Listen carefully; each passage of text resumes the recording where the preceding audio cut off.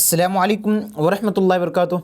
अज़ीज़ों दोस्तों, आप सबका हमारी यूट्यूब चैनल अदब की रोशनी में खैर मकदम वेलकम है।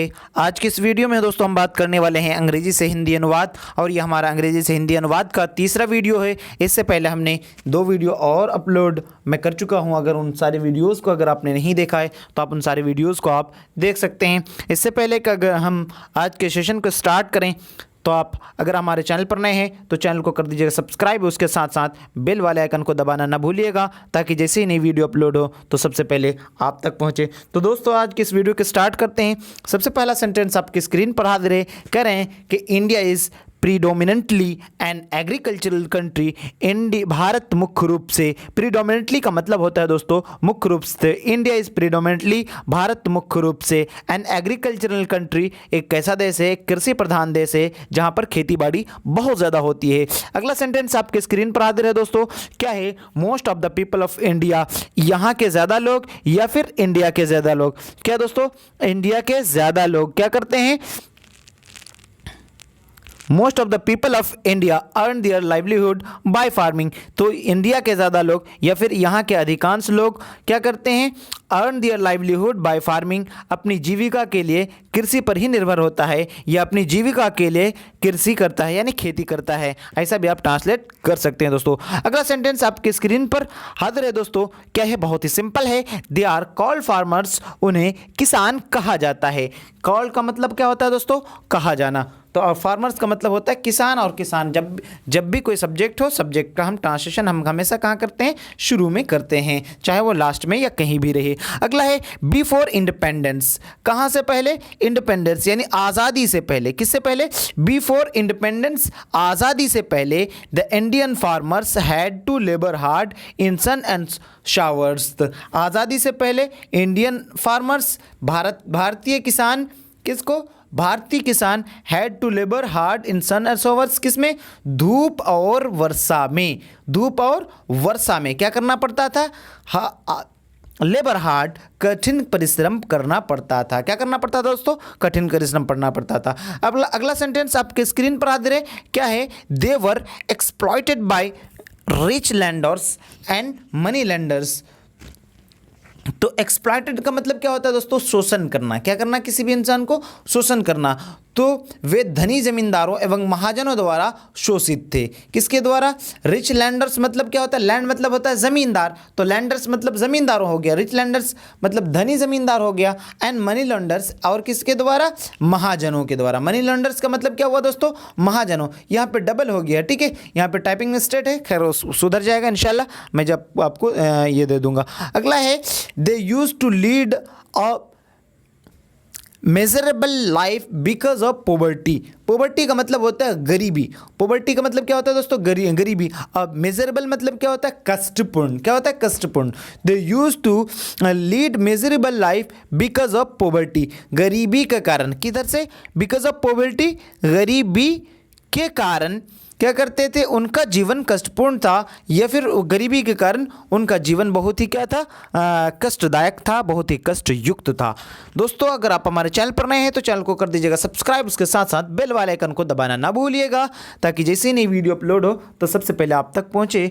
और आपको स्क्रीन पर नज़र आ रहा होगा नंबर, उस नंबर पर कॉन्टैक्ट करके आप मुकम्मल PDF हासिल कर सकते हैं। क्या है दोस्तों? They had to depend and on uncertain monsoon. Uncertain का मतलब होता है दोस्तों अनिश्चित। क्या होता है दोस्तों? अनिश्चित।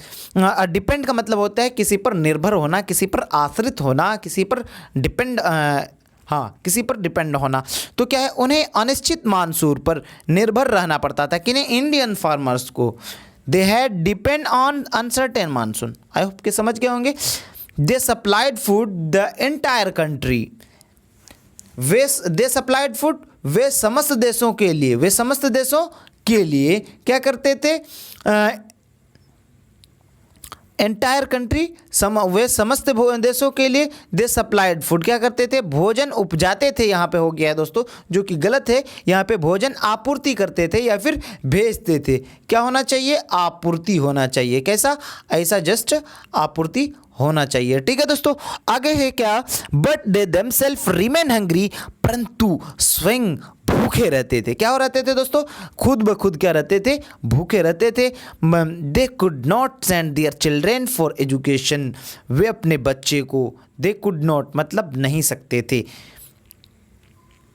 वो अपने बच्चे को क्या करने के लिए? वे अपने बच्चों को पढ़ाई के लिए नहीं भेज सकते थे।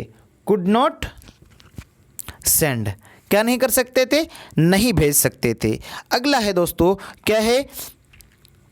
ही had to work hard in his field. He has to work hard in his field. उन्हें अपने खेतों में कठिन काम करना होता है।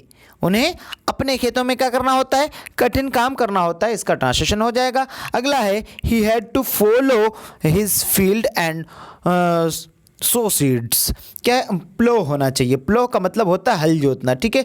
PLOUGH होता है, ठीक है। PLOUGH होता है दोस्तों। तो प्लो का मतलब होता है क्या? हल जोतना। He has to plough his field, वो खेत जोतता है। क्या करता है? खेत जोतता है। एंड सो द सीड्स, और क्या करता है? सीड्स यानी बीज बोता है या फिर बोता है। अगला सेंटेंस है दोस्तों, he has to water. He has to water the crops. वो पौधों की क्या करता है? सिंचाई करता है। He has to water crops, वो पौधों की सिंचाई करता है। And watch them day and night, एवं देखभाल दिन रात करता है या दिन रात देखभाल करता है। उनकी देखभाल क्या करता है दोस्तों? दिन रात करता है, ठीक है। आगे है, harvesting is also no easy job. Harvesting यानी फसल की कटाई। हार्वेस्टिंग का मतलब क्या होता है दोस्तों? फसल की कटाई। Is also no easy job, आसान काम नहीं है। आसान काम नहीं है। नो इजी जॉब मतलब आसान काम नहीं है। अगला है दोस्तों, it is very difficult and tiring. ये इट इज़ वेरी डिफ़िकल्ट, ये बहुत ही मुश्किल है। एंड टायरिंग, और थकाऊ है। बहुत ही सिंपल है।